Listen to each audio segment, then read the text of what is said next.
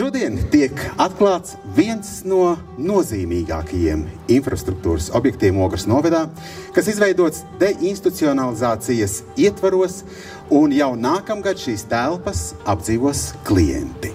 Šeit darbosies dienas centrs un rehabilitācijas centrs bērniem ar funkcionāliem traucējumiem, būs arī grupu dzīvokļu un attelpas brīža pakalpojums pieaugušām personām ar garīgā rakstura traucējumiem. Mēs šodien atvērsim objektu, kas kalpos daudzu cilvēku dzīves kvalitātes uzlabošanai. Daudzi vecāki, kuriem ir ar šādām problēmām bērni, viņi uztraucās, kas ar šiem bērniem būs pēc tam, kad viņu vairs nebūs. Šeit būs dzīvokļi, kur būs iespējams viņiem palikt un par viņiem parūpēsies. Mūsu sabiedrība ir diezgan neiecietīga.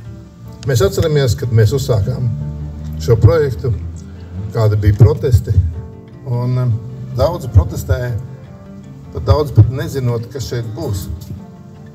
Šis objekts ir vajadzīgs arī ne tikai tāpēc priekš šiem cilvēkiem, ka viņiem ir ļoti tas vajadzīgs, bet arī priekš sabiedrības izglītošanas. Iekļaujošās sabiedrība tas nav tikai vārdi. Mums pašiem jāļauj šiem cilvēkiem iekļauties sabiedrībā. Kad ģimenē ienāk bērniņš, visi vēl laimes, veselību, ilgu mūžu, bet, diemžēl, nevienmēr visi vecāki var būt laimīgi par to, ka viņu bērns ir pilnīgi vesels. Un, diemžēl, daudzos gadījumos vecāki salūst, un viņi šo nastu nespēja panest. Un tāpēc mums visiem ir jānāk viņiem palīgā. Mums ir jārada tāds atbalsts savā kopienā, savās mājās, mūsu novadā, lai vecāki tiktu galā ar šo grūto, nebūtu nevieglo situāciju. Šī nav tikai infrastruktūra. Šis ir piemineklis mums cilvēkiem.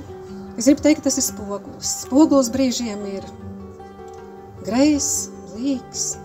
Nevienmēr viņš ir spilgtu attēlu, un tad ir vajadzīgs, kā viens austrumu gudrais teica, cilvēkam ir dots tikai viens spārns, un tāpēc viņš nevar lidot.